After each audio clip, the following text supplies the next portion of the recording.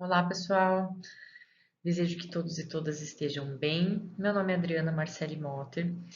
Eu sou mestranda no programa de pós-graduação, no mestrado profissional em Administração Pública, Rede Profiap, vinculado aqui à Universidade Federal do Acre, e vim conversar com vocês sobre os resultados da pesquisa elaborada em parceria com o professor Edson Ferreira de Souza, docente desse mesmo programa de pós-graduação, sobre os processos de formulação e monitoramento do Plano Estadual Decenal de Atendimento Socioeducativo do Acre.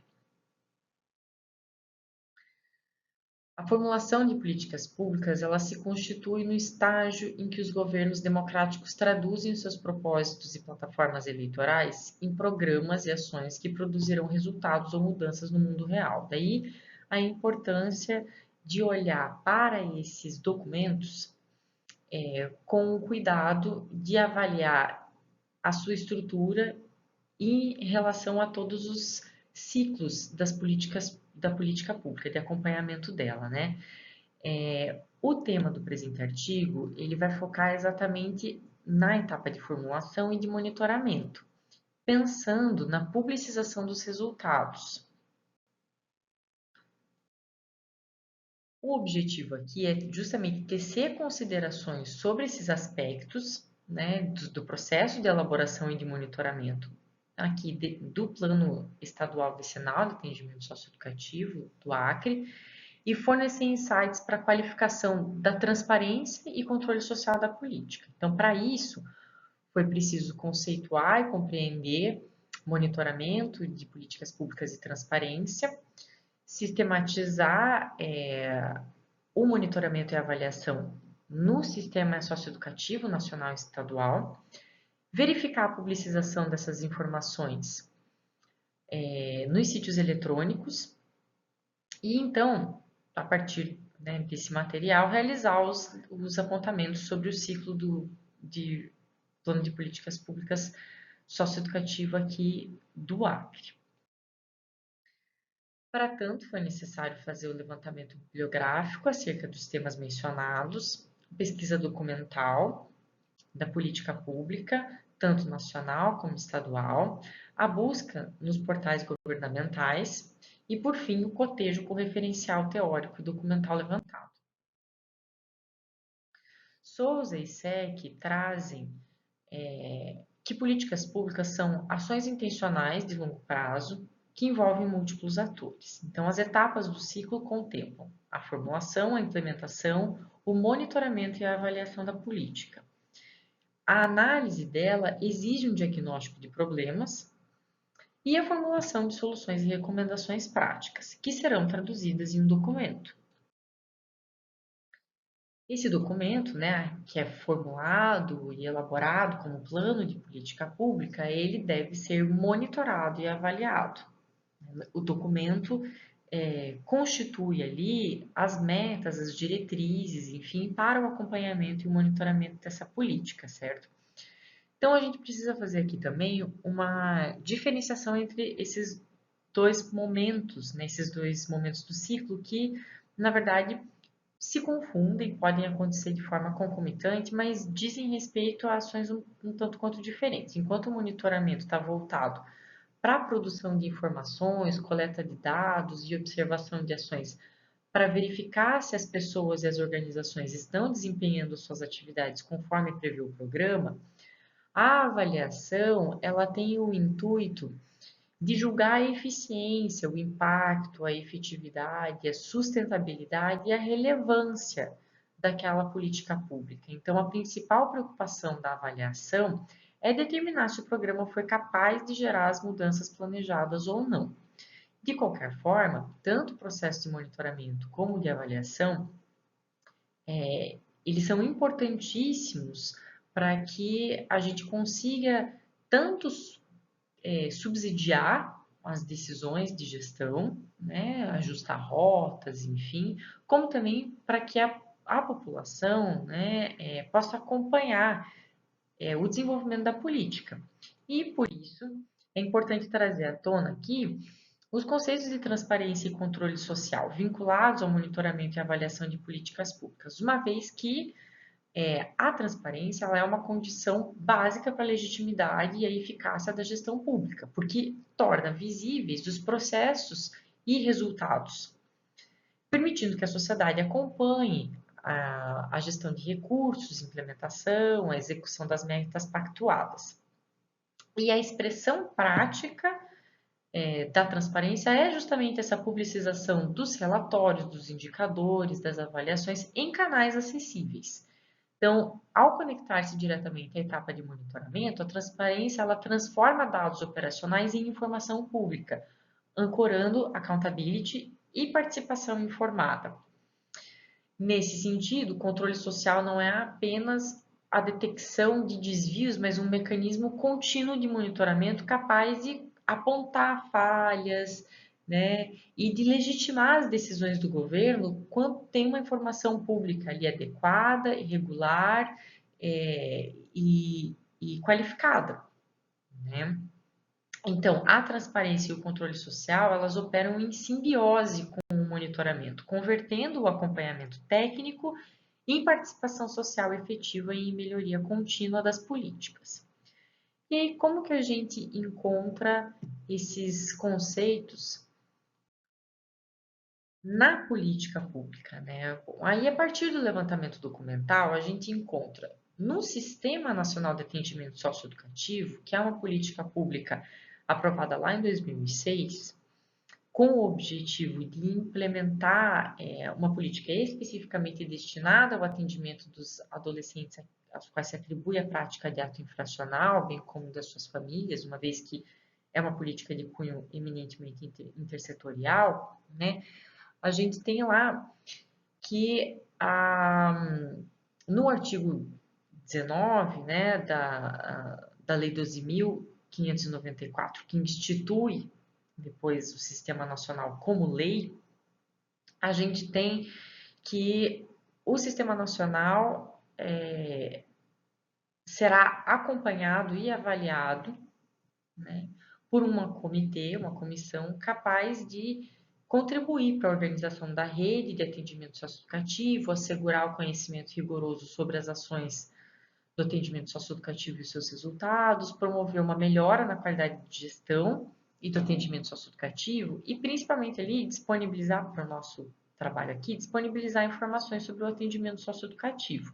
Então a gente encontra já, né, tanto em 2006 como 2012, na promulgação da lei do Sistema Nacional de Atendimento Socioeducativo, esse cuidado para um acompanhamento da política a partir da disponibilização de informações sobre esse atendimento. Em 2013, é publicado o Plano Nacional de Atendimento Socioeducativo, né? O plano é esse documento que sistematiza, como a gente viu lá no comecinho ali da nossa conversa, né? Sistematiza num documento essas intenções, esses objetivos e metas para dar conta de um problema público. Então, embora o plano defina expectativas e estratégias de longo prazo, correlacionando com instrumentos de gestão, segundo Lima, o Plano Nacional ele carece de uma concepção sólida, então falta clareza e um fio condutor lógico ali entre partes do plano, ele adota uma linguagem pouco executiva, ele define prazos sem um desdobramento operacional e ele não explicita responsáveis e também omite um elemento crucial, que é o financiamento da política pública, além de negligenciar justamente a avaliação do plano. Então, em relação ao monitoramento e avaliação, a única menção feita em todo o texto do plano é: o monitoramento será contínuo e ocorrerá ao final de cada um desses períodos, objetivando avaliar e corrigir o processo. Por outro lado, desde 2009 até 2024, são publicados nos sítios eletrônicos do Ministério dos Direitos Humanos relatórios anuais com levantamento de informações e dados sobre o sistema socioeducativo, mas o Plano Nacional em si não traz, né, essa metodologia.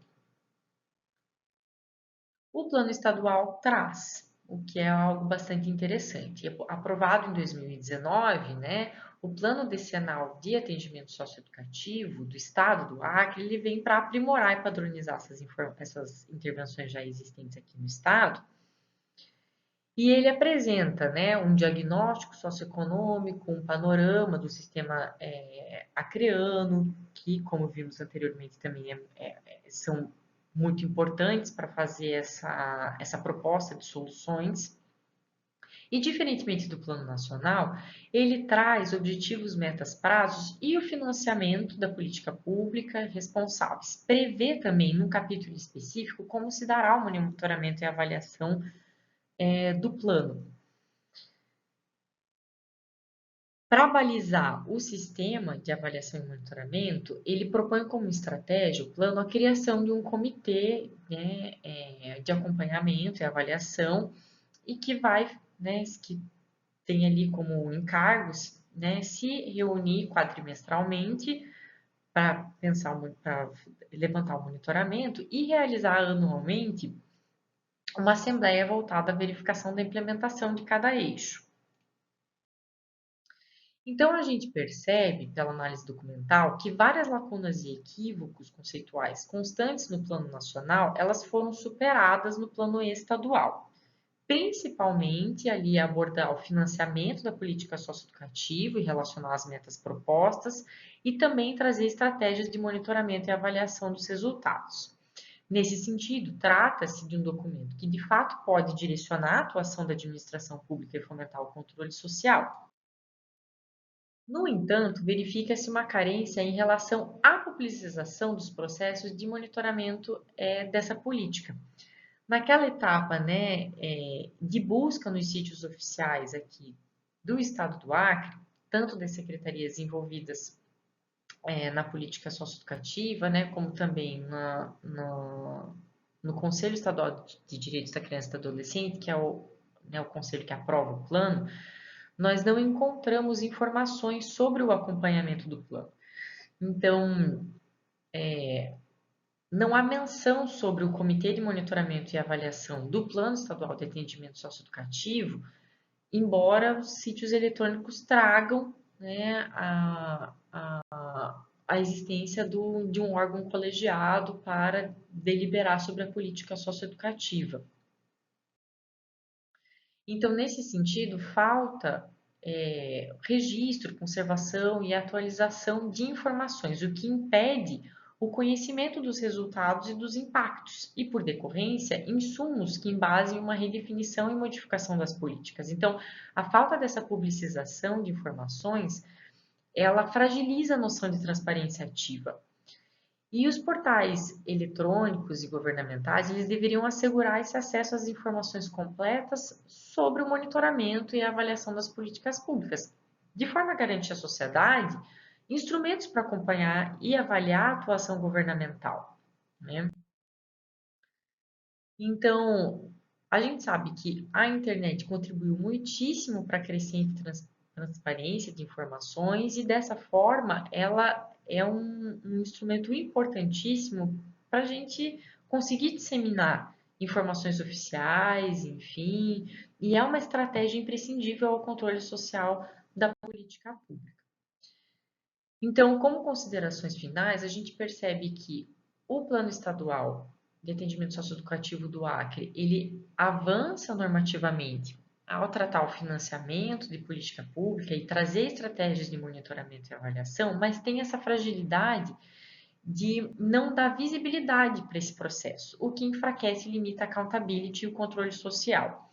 Nesse sentido, a internet ela exerce um papel fundamental como um canal estratégico para disseminação desses dados tempestivos, né, e garantia da transparência ativa.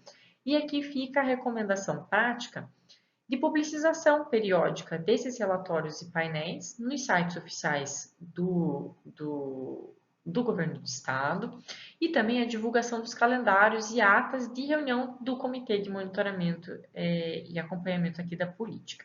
Sem transparência e controle social efetivos, não há como a gente garantir a efetividade do plano estadual e nem o direito à proteção integral de crianças, dos adolescentes, na verdade, atendidos pela política.